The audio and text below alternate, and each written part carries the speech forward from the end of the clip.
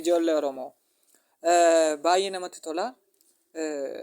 Guyyoota muraasa keessatti akkaawuntii keessan akkamiin guddifachuu dandeessu kan jedhu jechaadha. Kungaa tootaalii guyyaa 14 keessatti jechaadha akkaawuntiin kun kan inni akkas guddachuu danda'e.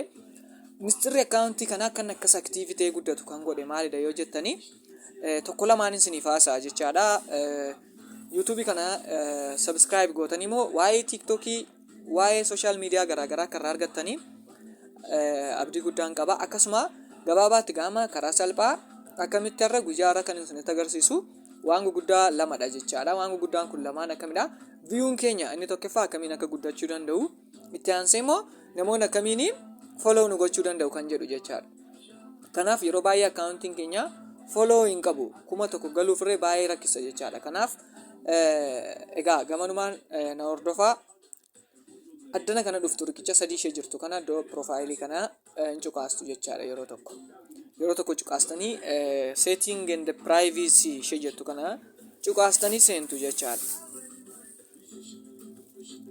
Achiiti privacy kan jettu kana jala seentu jechaadha. Wanta nama isinitti agarsiisaa jiru kun inni guddaan maalidha? Namoonni akka isaan aktiivii ta'ee akka isaan follow sin godhanii fi aktiivii ta'ee akkaawuntiin keessan akka view guddaa godhatuufidha. Kanaaf lamaansaa ilaallee baana waan ta'eef xuruutti takataatalaa.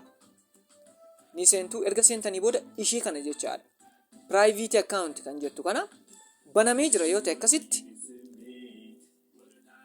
haala kanaan sin jalaa banamee jira yoo ta'e jechaadha. Private accountiin kuni deebistanii cufuu hin dagatinaa. Lammaffaa irratti immoo gajjallaa kana profile view kan jedhu jechaadha. Xumurarra jira, cornerii xumurarra jira. Profile view kan jettu kana ofii ta'ee jira, onii godha. Isiniif galee ofii ta'ee kan jiru kana onii godha yeroo hunda.